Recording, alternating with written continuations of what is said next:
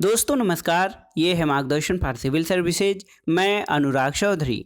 दोस्तों यूपीपीसीएस प्रारंभिक परीक्षा के लिए महत्वपूर्ण प्रश्नों के टेस्ट सीरीज में हम सॉल्व करेंगे भारतीय इतिहास के महत्वपूर्ण प्रश्नों का सेट। इसमें हम प्रत्येक प्रश्न को सॉल्व करने के साथ साथ उसकी व्याख्या भी करते चलेंगे ताकि आप आसानी से सभी प्रश्नों को तैयार कर सकें। तो आइए शुरू करते हैं यूपीपीसीएस प्रारंभिक परीक्षा 2022 के लिए भारतीय इतिहास के महत्वपूर्ण प्रश्नों का टेस्ट। दोस्तों ये वीडियो यूपीपीसीएस प्रारंभिक परीक्षा के साथ साथ आरओ यानी समीक्षा अधिकारी, सहायक समीक्षा अधिकारी, लोअर पीसीएस, अधीनस्थ सेवा चयन आयोग द्वारा आयोजित की जाने वाली विभिन्न परीक्षाओं के साथ साथ अन्य राज्य लोक सेवा आयोग द्वारा आयोजित परीक्षाओं के सामान्य अध्ययन खंड के लिए बहुत ही उपयोगी है। तो आइए शुरू करते हैं आज का टेस्ट। दोस्तों आज की वीडियो का जो पहला प्रश्न है, देखिए पूछा गया है कि भीमबेटका की गुफाएं कहाँ स्थित हैं। ऑप्शन देख लीजिए, भोपाल, पंचमढ़ी, सिंगरौली या फिर अब्दुल्लागंज, रायसेन। तो सही उत्तर क्या हो जाएगा दोस्तों? भीमबेटका की गुफाएं अब्दुल्लागंज, रायसेन में स्थित हैं। मध्य प्रदेश के रायसेन जिले में अब्दुल्लागंज के निकट भीमबेटका की गुफाएं स्थित हैं और यहाँ से दोस्तों उच्च पुरापाषाण काल और मध्य पुरापाषाण काल से संबंधित बड़ी संख्या में गुफाएं प्राप्त हुई हैं। इस काल के मानव के रहने के प्रमाण के साथ साथ इस काल के चित्र भी भीमबेटका की गुफाओं से प्राप्त होते हैं। तो दोस्तों आदिम चित्रकारी या शैल चित्रकारी के प्रमाण भीमबेटका की गुफाओं में मिलते हैं और ये मध्य प्रदेश के रायसेन जिले में स्थित हैं। अगला प्रश्न है, देखिए भारतीय पुरातत्व सर्वेक्षण निम्नलिखित विभागों या मंत्रालयों में से किसका संलग्न कार्यालय है?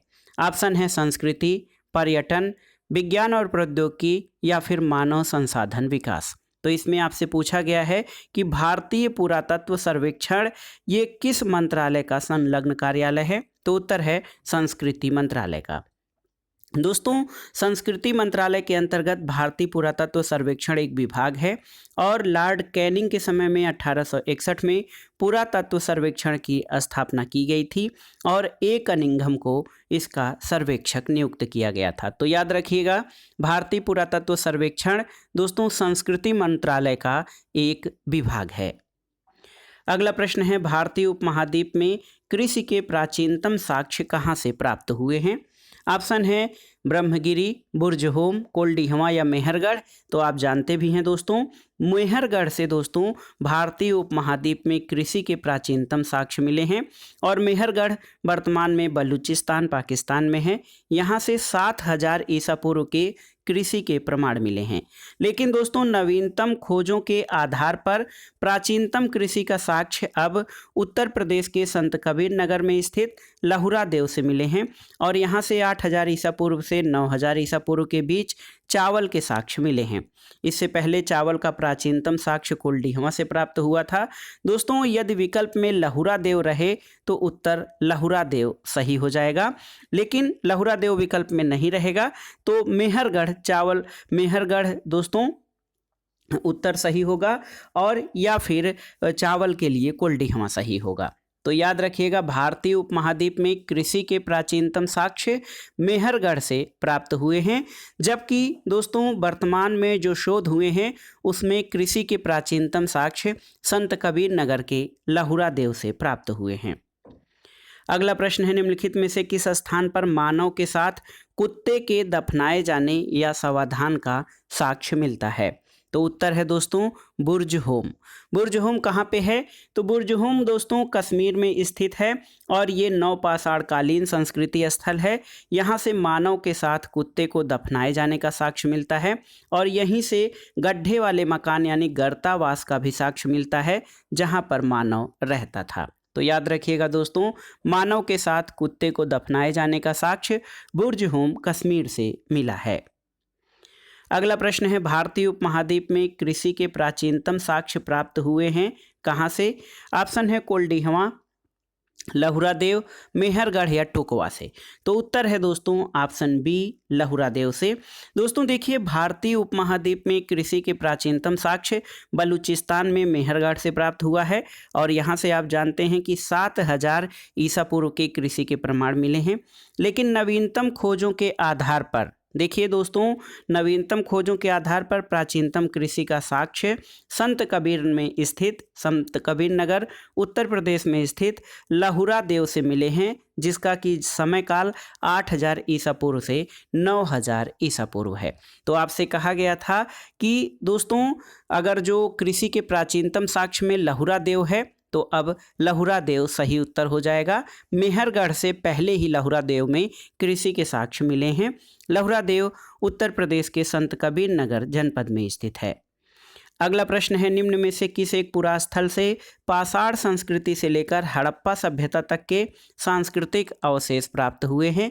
ऑप्शन है आमरी, मेहरगढ़, कोटदीजी या कालीबंगा।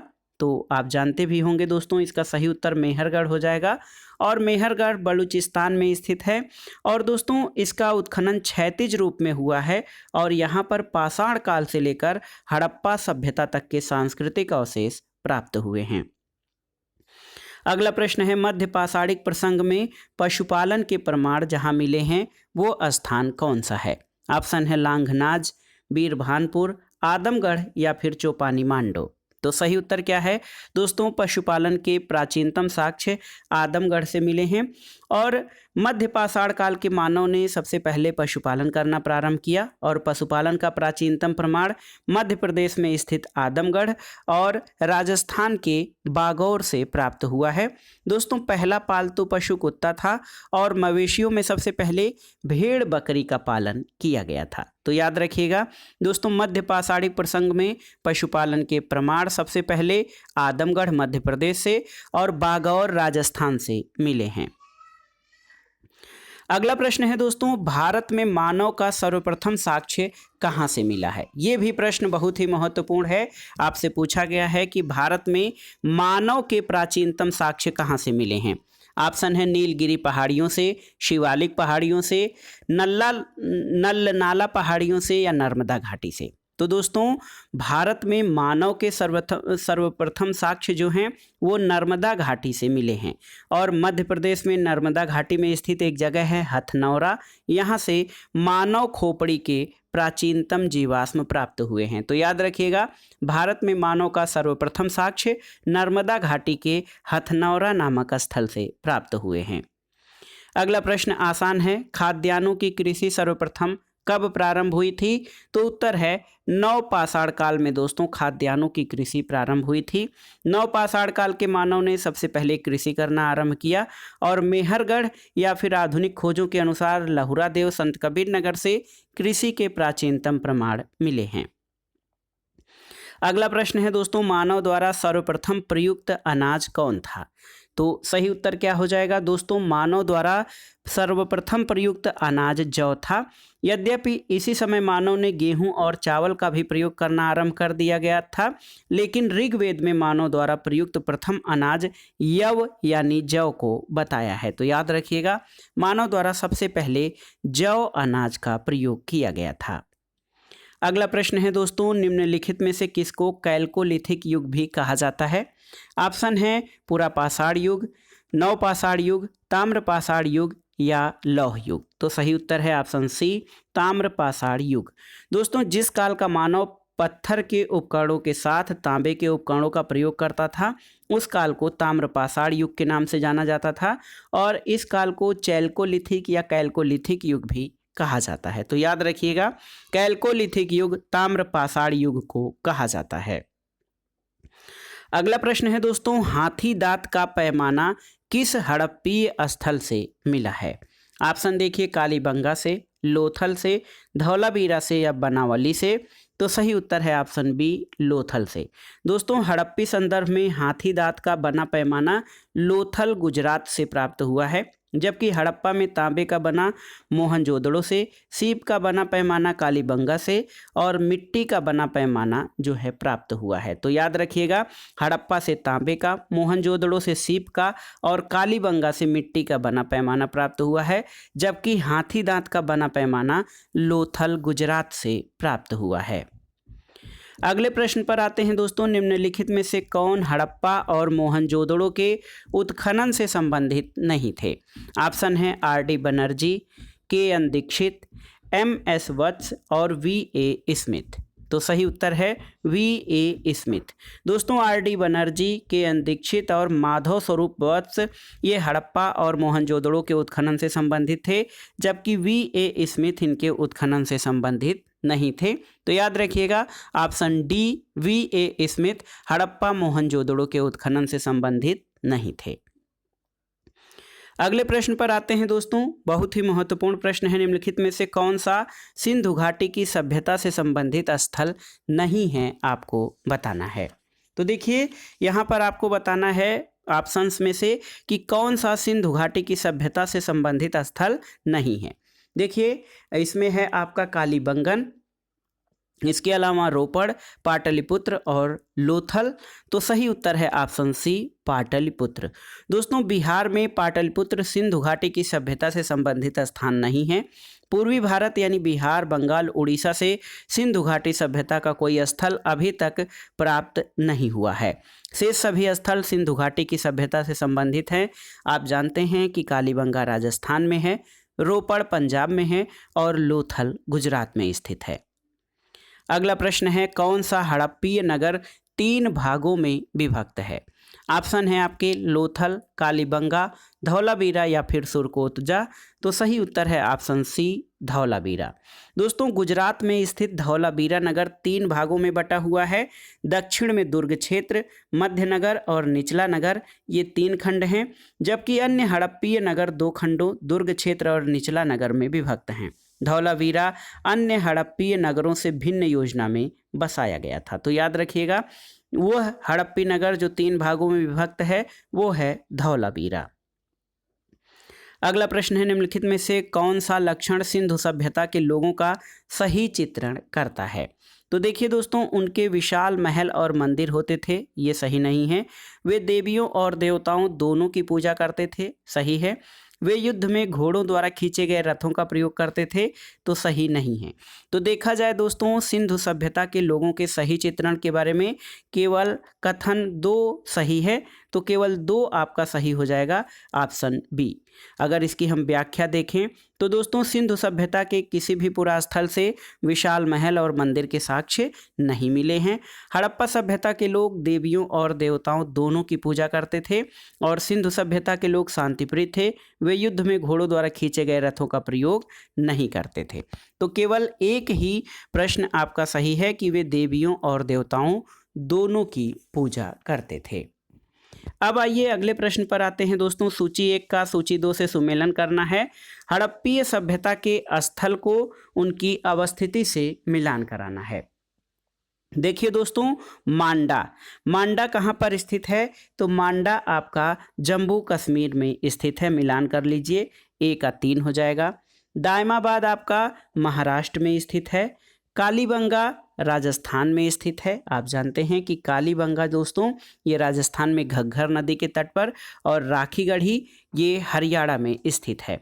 तो A का 3, B का 4, C का 1 और D का 2 हो जाएगा। तो यहाँ पर देखिए सही उत्तर आपका ऑप्शन C हो जाएगा। दोस्तों अगर जो हम इसकी व्याख्या देखें तो आप समझ लीजिए कि मांडा जो है ये जम्मू कश्मीर में चिनाब नदी के तट पर स्थित है। मांडा जम्मू कश्मीर में चिनाब नदी के तट पर है और ये सिंधु सभ्यता का उत्तरी सीमा स्थल है। इसके अलावा दोस्तों दायमाबाद जो है ये महाराष्ट्र में गोदावरी नदी के तट पर स्थित है, या गोदावरी घाटी में कहा जाए तो दायमाबाद आपका जो है दोस्तों महाराष्ट्र में गोदावरी घाटी में स्थित है और ये सिंधु सभ्यता का दक्षिणी सीमा स्थल है। कालीबंगा आपको बताने की आवश्यकता नहीं है, आप जानते हैं दोस्तों कालीबंगा कहाँ पर स्थित है, ये राजस्थान में स्थित है। कालीबंगा राजस्थान में घग्गर नदी के तट पर स्थित है। इसके अलावा राखीगढ़ी ये हरियाणा में स्थित है। आप जानते हैं राखीगढ़ी सैंधव सभ्यता का स्थल हरियाणा में है। ये भारत में स्थित सिंधु सभ्यता का सबसे बड़ा पुरा स्थल है।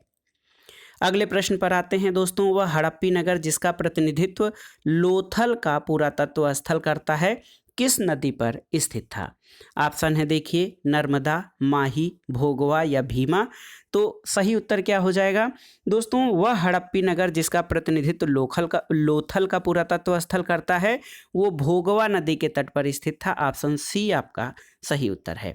दोस्तों लोथल गुजरात में खंभात की खाड़ी में भोगवा नदी के तट पर स्थित है और यहाँ से हड़प्पाकालीन गोदीवाड़ा यानी डॉकयार्ड प्राप्त हुआ है और इससे स्पष्ट है कि पूरा स्थल सैंधव काल में बंदरगाह के रूप में स्थित था। तो याद रखिएगा दोस्तों, ये जो लोथल है गुजरात में, ये सैंधव काल में बंदरगाह के रूप में प्रयुक्त होता था, लोथल, जो कि भोगवा नदी के तट पर स्थित था।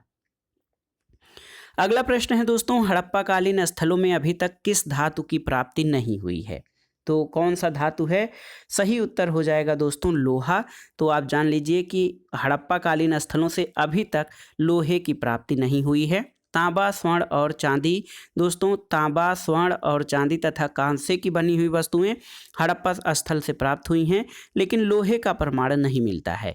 वस्तुतः आप जानते हैं कि हड़प्पा जो सभ्यता रही वो कांस्य युगीन सभ्यता थी और भारत में लोहे का प्रयोग 1000 ईसा पूर्व के आसपास उत्तर वैदिक काल से माना जाता है। सैंधव सभ्यता या हड़प्पाकालीन सभ्यता में लोहे के प्रयोग के कोई भी साक्ष्य या प्रमाण नहीं मिलते हैं। अगला प्रश्न है दोस्तों, सिंधु घाटी सभ्यता के संदर्भ में निम्नलिखित कथनों पर विचार कीजिए। यह प्रमुखतः लौकिक सभ्यता थी, उसमें धार्मिक तत्व यद्यपि उपस्थित था, वर्चस्वशाली नहीं था, ये सही है। और कथन 2 है कि उस काल में भारत में कपास से वस्त्र बनाए जाते थे, ये भी आपका सही है। तो इनमें कौन से कथन सही हैं दोस्तों? कथन सी, ऑप्शन सी, कथन 1 और 2 दोनों ही सही हैं, क्योंकि आप जानते हैं सिंधु घाटी की सभ्यता एक लौकिक सभ्यता थी। इसमें यद्यपि धार्मिक तत्व विद्यमान था लेकिन वर्चस्वशाली नहीं था। सिंधु सभ्यता में कपास के धागे से बने वस्त्रों के प्रमाण मोहनजोदड़ो से मिले हैं दोस्तों। इससे स्पष्ट होता है कि सैंधववासी कपास से बने वस्त्र का निर्माण करते थे और सैंधववासी कपास के प्रथम उत्पादक थे। इसी कारण यूनानी लोग कपास के नाम का सिंडोन यानी सैंधववासियों की उपज रखा है। अगला प्रश्न है, किस पशु के अवशेष सिंधु घाटी सभ्यता से प्राप्त नहीं हुए हैं? ऑप्शन है शेर, घोड़ा, गाय या हाथी। तो सही उत्तर है दोस्तों शेर। देखिए, सिंधु सभ्यता के स्थलों से शेर का कोई प्रमाण नहीं मिलता है, संभवतः यह शेर से परिचित नहीं थे। सुरकोटदा से घोड़े की अस्थियां प्राप्त हुई हैं और सैंधववासी गाय और हाथी से परिचित थे। अगला प्रश्न है दोस्तों, सिंधु घाटी की सभ्यता गैर आर्य थी, इसका कारण क्या है या इसका प्रमाण किस रूप में लगाया जाता है कि सिंधु घाटी सभ्यता गैर आर्य थी? ऑप्शन है, यह नगरीय सभ्यता थी, इसकी अपनी लिपि थी, उसकी खेतिहर अर्थव्यवस्था थी या फिर उसका विस्तार नर्मदा घाटी तक था। तो सही उत्तर है दोस्तों सिंधु घाटी सभ्यता गैर आर्य थी क्योंकि यह नगरीय सभ्यता थी। दोस्तों भारतीय उपमहाद्वीप में सिंधु घाटी की सभ्यता प्रथम नगरीकरण का द्योतक है और आर्य सभ्यता ग्रामीण सभ्यता थी। इसलिए कहा जा सकता है कि सिंधु घाटी की सभ्यता आर्य नहीं बल्कि गैर आर्य सभ्यता थी। अगला प्रश्न है, सूची 1 का सूची 2 से मिलान करना है। पहला है, सूची 1 में है हड़प्पा संस्कृति की बस्ती और दूसरा में है नदी जिस पर वे अवस्थित हैं। तो दोस्तों यहाँ पर देखिए, सूची 1 का सूची 2 से मिलान करिए। हड़प्पा, दोस्तों हड़प्पा जो हड़प्पाकालीन स्थल रहा ये रावी नदी के तट पर स्थित था। 1 का तीसरा, कालीबंगा घग्घर नदी के किनारे, लोथल दोस्तों आप जानते हैं भोगवा नदी के तट पर, और रोपड़ ये सतलज नदी के तट पर स्थित हड़प्पा संस्कृति की बस्ती थी। तो सही उत्तर हो जाएगा 3, 2, 1, 4, ऑप्शन ए आपका सही सुमेलन हो जाएगा। दोस्तों देखिए, हड़प्पा पाकिस्तान के पंजाब प्रांत में रावी नदी के तट पर स्थित है, कालीबंगा राजस्थान में घग्घर नदी के तट पर, लोथल गुजरात में भोगवा नदी के तट पर और रोपड़ जो है पंजाब में सतलज नदी के तट पर स्थित है। अगला प्रश्न आसान भी है, विशाल स्नानागार किस पुरास्थल से पाया गया है? तो आप जानते हैं दोस्तों विशाल स्नानागार के प्रमाण मोहनजोदड़ो स्थल से प्राप्त हुए हैं और ये स्नानागार पक्की ईंटों से निर्मित है। इसके तल तक पहुंचने के लिए उत्तर और दक्षिण दिशा में सीढ़ियां बनी हुई है और ये माना जाता है कि इसका उपयोग धार्मिक अनुष्ठानों के लिए किया जाता रहा होगा। अगला प्रश्न है दोस्तों, धौलावीरा किस राज्य में स्थित है? तो सही उत्तर है धौलावीरा गुजरात राज्य में स्थित हड़प्पा कालीन स्थल है। दोस्तों एक महत्वपूर्ण तथ्य जान लीजिए, वर्ष 2021 में धौलावीरा को विश्व विरासत स्थल में शामिल किया गया है, यानी वर्ल्ड हेरिटेज साइट के रूप में धौलावीरा को शामिल किया गया है। आप जानते हैं कि धौलावीरा गुजरात प्रांत में कच्छ की खाड़ी में मानहर और मानसर दो नदियों के मध्य स्थित है और ये सिंधु सभ्यता के अन्य नगरों से भिन्न योजना में बसाया गया नगर था। अगला प्रश्न है, एक उन्नत जल प्रबंधन व्यवस्था के साक्ष्य कहाँ से मिले हैं? तो सही उत्तर है दोस्तों धौलावीरा से। देखिए दोस्तों, धौलावीरा के दुर्ग क्षेत्र से 16 जलाशयों के प्रमाण मिले हैं। इन जलाशयों से धौलावीरा नगर के लोगों को जलापूर्ति की जाती थी और कहा जा सकता है कि ये लोग बांध बनाकर जलाशयों में पानी संग्रहित करते थे, जो इस तरह का प्राचीनतम साक्ष्य हैं। तो एक उन्नत जल प्रबंधन व्यवस्था के साक्ष्य धौलावीरा पुरास्थल से प्राप्त हुए हैं। अगला प्रश्न है दोस्तों, निम्नलिखित में से किस पशु का अंकन हड़प्पा संस्कृति की मुहरों पर नहीं मिलता है? ऑप्शन है बैल, हाथी, घोड़ा या फिर भेड़। तो सही उत्तर है ऑप्शन सी घोड़ा। दोस्तों सैंधव मुहरों पर घोड़ा और गाय का चित्रांकन नहीं मिलता है। मुहरों पर सर्वाधिक चित्रांकन एक श्रृंगी पशु का मिलता है, इसलिए ऑप्शन सी घोड़ा सही हो जाएगा, क्योंकि घोड़े के अंकन हड़प्पा संस्कृति की मुहरों पर नहीं मिलता है। अगला प्रश्न है, देखिए दोस्तों कुछ कथन दिए गए हैं और इनके आधार पर आपको सही उत्तर का चयन करना है। मोहनजोदड़ो, हड़प्पा, रोपड़ और कालीबंगा सिंधु घाटी सभ्यता के प्रमुख स्थल हैं, ये आपका सही है। हड़प्पाई लोगों ने सड़कों तथा नालियों के जाल के साथ नियोजित शहरों का विकास किया, ये भी सही है। और हड़प्पा के लोगों को धातुओं के उपयोग का पता नहीं था, ये सही नहीं है, क्योंकि हड़प्पा के लोग धातुओं के उपयोग के बारे में जानते थे, क्योंकि सोना, चांदी, तांबा और कांसे की बनी वस्तुएं यहाँ से प्राप्त हुई हैं। तो इनमें कौन से कथन सही हो जाएंगे? 1 और 2 ऑप्शन देख लेते हैं। ऑप्शन ए आपका सही हो जाएगा। दोस्तों इनमें से कथन 1 और 2 सही हैं। अगर हम इस प्रश्न की व्याख्या देखें तो दोस्तों देखिए, भारतीय उपमहाद्वीप में पहली बार सिंधु सभ्यता के अंतर्गत नगरीकरण हुआ था। हड़प्पा, मोहनजोदड़ो, चन्हूदड़ो, लोथल, धौलावीरा, रोपड़, बनावली, कालीबंगा ये प्रमुख हड़प्पा कालीन नगर थे। यहाँ का नगर नियोजन बहुत विशिष्ट था। सड़कों और नालियों का जाल बिछा था। हड़प्पाई लोगों को धातुओं का ज्ञान था। यहाँ से सोना, चांदी, तांबा और कांसे की बनी वस्तुएं प्राप्त हुई हैं, लेकिन लोहा यानी आयरन का ज्ञान हड़प्पा सभ्यता के लोगों को नहीं था। अगला प्रश्न है, निम्न स्थानों में से किस स्थान पर सिंधु घाटी सभ्यता से संबंध विख्यात वृषभ मुद्रा प्राप्त हुई थी? ऑप्शन है हड़प्पा, चन्हूदड़ो, लोथल या मोहनजोदड़ो। तो सही उत्तर है ऑप्शन डी मोहनजोदड़ो। दोस्तों मोहनजोदड़ो से अनेक वस्तुएं प्राप्त हुई हैं, जिनमें कुबड़ वाला बैल की आकृति वाली मुहर भी शामिल है और यहाँ से विशाल स्नानागार, विशाल अन्नागार, सभा भवन आदि प्राप्त हुए हैं। तो याद रखिएगा दोस्तों, मोहनजोदड़ो वह स्थल था जहाँ से विख्यात वृषभ मुद्रा प्राप्त हुई थी। अगला प्रश्न है, हड़प्पा संस्कृति के स्थल और उनकी स्थिति संबंधी निम्नलिखित युगों में से कौन एक सही सुमेलित नहीं है? इसमें देखिए, आलमगीरपुर उत्तर प्रदेश ये आपका सही सुमेलित है। बनावली हरियाणा सही सुमेलित है। दायमाबाद महाराष्ट्र सही सुमेलित है। राखीगढ़ी राजस्थान सही सुमेलित नहीं है, क्योंकि राखीगढ़ी दोस्तों कहाँ पर स्थित है? ये हरियाणा में स्थित सैंधवकालीन स्थल है। हरियाणा के हिसार जिले में दोस्तों राखीगढ़ी स्थित है। अन्य सभी जो ऑप्शंस हैं वो आपके सही सुमेलित हैं। अगला प्रश्न है, सिंधु घाटी के लोग पूजा करते थे किसकी? देखिए, पशुपति की, इंद्र और वरुण की, ब्रह्मा की या फिर विष्णु की। तो सही उत्तर है दोस्तों पशुपति की पूजा करते थे सिंधु घाटी के लोग। मोहनजोदड़ो से प्राप्त एक मुद्रा में एक सींग युक्त त्रिमुखी पुरुष देवता योग मुद्रा में चौकी पर बैठा है। चौकी के दाहिनी ओर बाघ और हाथी तथा बाएं ओर गैंडा और महिष का चित्र है। चौकी के नीचे 2 हिरण के चित्र हैं और विद्वानों ने इस चित्र को पशुपतिनाथ भगवान शिव का अंकन माना है। अतः सिंधु घाटी के लोग पशुपति की पूजा करते थे। इसके अतिरिक्त ये मातृ देवी की उपासना भी करते थे। और सिंधु सभ्यता में लोग इंद्र, वरुण, ब्रह्मा, विष्णु की पूजा का प्रचलन नहीं था। सिंधु सभ्यता में इंद्र, वरुण, ब्रह्मा और विष्णु की पूजा का प्रचलन नहीं था। वहाँ पर मातृ देवी और पशुपति शिव की पूजा का प्रचलन था सिंधु घाटी सभ्यता में। अगला प्रश्न और इस प्रैक्टिस सेट का आखिरी प्रश्न है दोस्तों, निम्नलिखित में से कौन सही सुमेलित नहीं है, आपको बताना है। देखिए, हड़प्पा का उत्खनन दयाराम साहनी ने करवाया था, सही सुमेलित है। लोथल का SR राव ने, सही सुमेलित है। सुरकोटदा का JP जोशी ने, ये भी सही सुमेलित है। धौलावीरा BK थापर, ये सही सुमेलित नहीं है। दोस्तों, JP जोशी ने धौलावीरा की खोज की थी और RS बिष्ट यानी रविंद्र सिंह बिष्ट ने इसका उत्खनन करवाया था। VK थापर आपका सही सुमेलित नहीं है।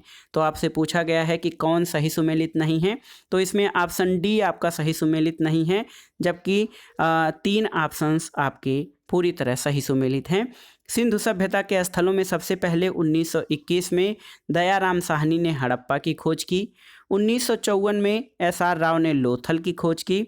1964 में JP जोशी ने सुरकोटदा की खोज की और 1967 में JP जोशी ने धौलावीरा की खोज की और इसका उत्खनन रविंद्र सिंह बिष्ट ने करवाया था।